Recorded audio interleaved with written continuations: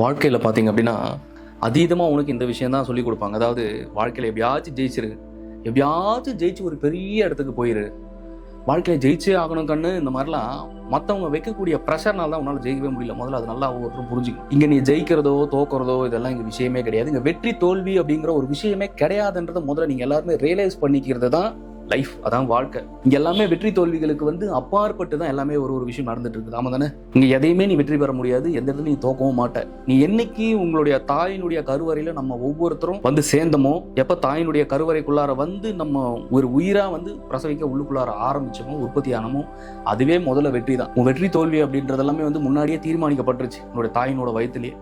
அதுக்கப்புறம் நீ இங்க வெளியே வந்ததுக்கு அப்புறம் இங்க ஒவ்வொருத்தருமே வாழ்றதை விட்டுட்டு நான் வெற்றி அடைஞ்சிடணும், வாழ்க்கையில பெருசா போயிடணும். எங்க பெருசா போய் என்ன பண்ண போற? எவ்வளவு பெரிய ஒரு வெற்றிக்கும் எவ்வளவு பெரிய உச்சத்துக்கு போனாலும் என்ன பண்ண போற? எதுக்கும் பிரயோஜனமே கிடையாது. ஏன் நான் விஷயத்த சொல்றேன்னா, வாழ்க்கையில அதீதமா பணம் சம்பாதிச்சவங்களா இருக்கட்டும், வாழ்க்கையில நீங்க நினைக்கக்கூடிய பில்கேட்ஸா இருக்கட்டும், ஏன் எலான் மஸ்கா இருக்கட்டும், எப்பேற்பட்ட அப்பாட்டகரா இருந்தாலும் சரி, அவங்களுக்கு தெரியும் இதுக்கு மேல ஒரு பாயிண்ட்ல ஒண்ணுமே கிடையாதுன்றது அவங்க நல்லா தெரியும். ஆனா இங்க பணம் சம்பாதிக்கிற வரைக்கும் நீ அந்த உன்னுடைய வாழ்க்கையில வெற்றி அப்படின்ற ஒரு சில விஷயங்களை நீ தீர்மானிச்சுக்கிட்டு நீ ஓடுனா, நீ ஒரு விஷயத்த, மிகப்பெரிய விஷயத்த நீ இழந்துருவ. உன்னுடைய வாழ்க்கையை இழந்துருவேன். இங்க வெற்றி வேற, வாழ்க்கை வேற. இங்க வாழ்றதுக்கு தான் வந்திருக்கிறமே ஒழிய வெற்றி அடையிறதுக்கு இல்லை. இங்க எதுவுமே வெற்றின்னு ஒண்ணு கிடையாது, தோல்வின்னு ஒண்ணு கிடையாது. நீ என்ன செஞ்சாலும் சரி, இறுதியில உனக்கு ஒரு முடிவுன்றது வரப்போகுது இல்லை. அந்த முடிவை மாத்திக்கிறது தான் மரணம் இல்லா பெருவாழ்வு, பிறவி இல்லா பெருவாழ்வு. இதுதான் சித்தர்கள் இருந்து மகான்கள் இருந்து எல்லாருமே செஞ்சுட்டு போன ஒரு விஷயம். ஏன்னா அழிவு என்பது உடலுக்கு தானே தவிர உயிருக்கு கிடையவே கிடையாது.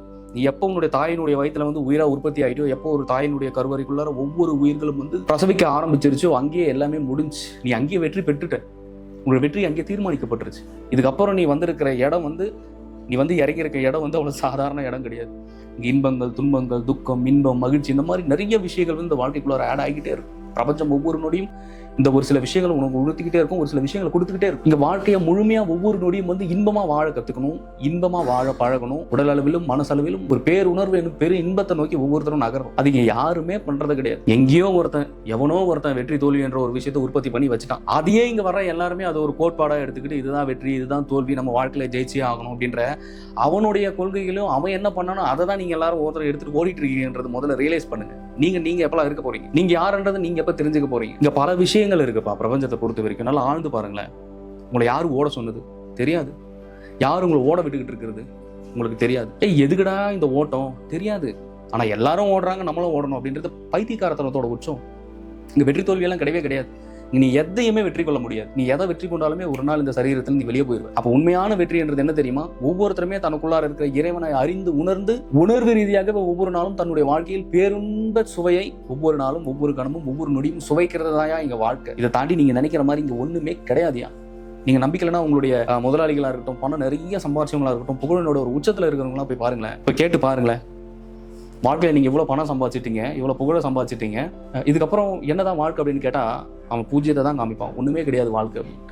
ஏன்னா அவங்க எல்லாருமே வாழ்க்கை வாழலை. பணக்காரங்க யாருமே வாழ்க்கையை வாழலை, வாழ்க்கையை தொலைச்சிட்டாங்க, முழுமையாக வாழ்க்கையை தொலைச்சிட்டாங்க. ஏன்னா தான் சம்பாதிச்ச சொத்தாக இருக்கட்டும், தான் சம்பாதிச்ச பணமாக இருக்கட்டும், எல்லாமே கடைசியில் வேறொரு உயிருக்கு அர்ப்பணிப்பு. அவ்வளோதான், அதை எடுத்துட்டு அவன் வாழ போகிறான். அப்போ உங்களுடைய வாழ்க்கையை நீங்கள் எப்போ வாழ போறீங்கன்ற ஒரு கேள்வி உங்களுக்குள்ளார எழும்பவே இல்லையா? இதை தாண்டிய விஷயங்கள் மரணமில்லா பெருவாழ்வு, பிறவியில்லா பெருவாழ்வு, இறைவனை சென்றடைகிறது, பரம்பொருளை சென்றடைகிறது, இந்த மாதிரி எப்போ போறீங்க? இப்படி உங்களை சுற்றி இருக்கக்கூடிய ஒவ்வொரு விஷயங்களும் உங்களை மாழையில கட்டி வச்சுக்கிட்டு இருக்கு. ஒவ்வொரு விஷயங்களும் நீங்கள் மாழையில உணர்ந்துட்டு இருக்கும்போது உங்களுடைய வாழ்க்கையும் வாழ்வியலும் எந்த ஒரு விஷயமே நீங்கள் மாற்றிக்கிறதுக்கே தயாரா இல்லையே. அப்புறம் எனக்கு இங்கே வலிக்குது, எனக்கு அங்கே வலிக்குது, எனக்கு கொடுமையாக இருக்குது, எனக்கு கஷ்டமாக இருக்குது அப்படின்னா கஷ்டங்கள் வந்துகிட்டே தான் இருக்கும். எவ்வளவு சம்பாதிச்சாலும் சரி, எத்தனை கோடி எடுத்துகிட்டு வந்தாலும் சரி, இறுதியில நீங்கள் மற்ற உயிர்களுக்கு நீங்கள் இங்கே என்ன சேவை செஞ்சுட்டு போறீங்கன்றதான் இங்கே முதன்மையான முக்கியத்துவம். நீங்கள் பல கோடி சம்பாதிச்சிருந்தாலும், பல லட்சங்கள் சம்பாதிச்சிருந்தாலும், உங்கள் குழந்தைகளுக்கு நீங்கள் சேர்த்து வச்சுட்டு போகிறது செல்வமே கிடையாது. உங்களால் மற்ற உயிர்களுக்கு எவ்வளவு பயன்பாடு இருக்கு, மற்ற உயிர்களுக்கு எந்த மாதிரியான நீங்க உதவிகளை செய்றீங்க, மற்ற உயிர்களுக்கு நீங்க எப்படி பயன்படுறீங்க அப்படின்றத இறைவன் பார்த்துக்கிட்டு இருக்காரு.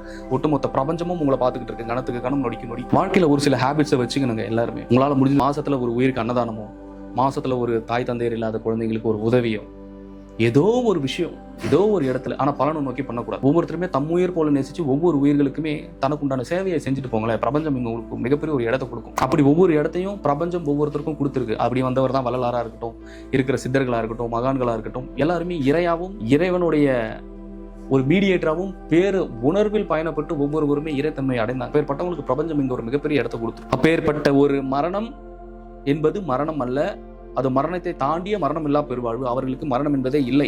அப்படின்ற ஒரு கோட்பாடுக்குள்ள கொண்டு போயிடும். இது ஒவ்வொருமே தன்னுணர்வோட பிரம்மயோகம் போன்ற ஒரு உயர் ரக பயிற்சிகளை எடுத்து ஒவ்வொரு பயிற்சி பண்ணி தன்னுடைய மனதை தன்னுடைய வசத்துக்கு இருக்கணும். நான் மனசுக்குள்ள எப்பவுமே ஏதாச்சும் ஓடிக்கிட்டே இருக்கேன், எங்கன்னா அங்கே மேய்ஞ்சிக்கிட்டே இருக்குங்க, நான் அது போற போக்குக்கெல்லாம் போயிட்டு இருக்கேன் அப்படின்ட்டு நான் வெற்றி ஜெயிச்சே ஆகணும் அப்படின்னு நீங்க போயிட்டு இருந்தீங்கன்னா இங்க ஒண்ணுமே பண்ண முடியாது. ஒரு உதாரணத்துக்கு சொல்றேன், இப்போ இந்தியா பாகிஸ்தான் அப்படின்ட்டு ஒரு 2 நாடுகளும் விளையாண்டுட்டு இருக்குன்னு வச்சுங்களேன். இங்க அதுதானே கற்பிச்சிருக்காங்க, இந்தியாவுக்கும் பாகிஸ்தானும் வந்து எதிரி நாடு, இந்தியாவும் விளையாடுது, பாகிஸ்தானும் ஆப்போசிட்ல விளையாடுது, கரெக்டு தானே? அப்போ ரெண்டுமே விளையாடுது, கடைசியில் இந்தியா ஜெயிக்குதுன்னு வச்சுக்கீங்களேன், பாகிஸ்தான் தோக்குதுன்னு வச்சுங்களா, இந்தியா ஜெயிச்சிருச்சு, பாகிஸ்தான் தோத்துருச்சு, அவ்வளவுதான், அதோட மேட்சை முடிச்சுக்க வேண்டியதானே. மறுபடியும் எதுக்கு இன்னொரு சீரியஸ் ஆரம்பிக்கிறது, மறுபடியும் இன்னொரு சீரியஸ் ஆரம்பிச்சு எதுக்கு மேட்ச்? அப்ப அங்க தோல்வியும் நிரந்தரம் இல்லைல்ல, அங்க வெற்றியும் நிரந்தரம் இல்லைல்ல. அப்ப ஒவ்வொருவரும் கவனிச்சுக்கணும், ஒவ்வொருத்தருடைய வாழ்க்கையில இங்க வெற்றி தோல்விகள் அப்படின்றது நிரந்தரமே கிடையாது. வெற்றி தோல்வின்றது அவ்வப்போது வரப்போறது, அது போக போறது, அவ்வளவுதான். ஆனா இதை கடந்து பாத்தீங்கன்னா ஒவ்வொருவருக்கும் ரகசியமும் சூட்சமும் எல்லாமே புரியும். இங்க ஒவ்வொருவருமே உணர்வு ரீதியான ஒரு பயணத்தை மேற்கொள்ளணும். இங்க ஒவ்வொருவருமே உணர்வு ரீதியான பிரபஞ்சத்துடன் தொடர்புல இருக்கணும். ஒவ்வொருவருமே பேராற்றலான சிவபெருமானை எப்படி சென்றடைகிறது, அப்பன் இறைவனை எப்பேற்பட்ட கருணை கொண்டு அவரை கொண்டு போய் சேர்றது, அவரிடம் எப்படி சரணாகதி அடைகிறது அப்படின்றத ஒவ்வொருத்தரும் தெரிஞ்சு வச்சுக்கணும். ஏன்னா இன்னைக்கு இதெல்லாம் உங்களுக்கு விஷயமே இல்லை, இதனால நம்மளுக்கு என்ன பயனை நீங்க நினைச்சிட்டு இருக்கலாம். நிச்சயமா கிடையவே கிடையாது. அப்படி இருந்தா ஏன் நான் இந்த வயசுல வந்து உங்களுக்கு ஆன்மீகத்தை வந்து சத்சங்கம் பண்ணிட்டு இருக்க போறேன்? ஒவ்வொரு நாளும் நீங்க சொல்லனாலும், நீங்க மறுத்தாலும், நீங்கள் மறுக்காவிட்டாலும், ஒவ்வொரு கணமும் ஒவ்வொரு நொடியும் ஒவ்வொருவரும் மரணத்தை நோக்கி போய்கிட்டே இருக்கீங்க. இது நடுவில் இந்த வெற்றி தோல்வி அப்படின்ற ஒரு சூழல்ல மாட்டிக்கிட்டு உங்களை நீங்க இழக்காதீங்க. உங்களுடைய மனசை பேர் அமைதிக்கு கொண்டு போங்க. ஒரு பேரமைதி, ஒரு பேர் உணர்வுக்குள்ளார ஒவ்வொரு கொண்டு போங்க.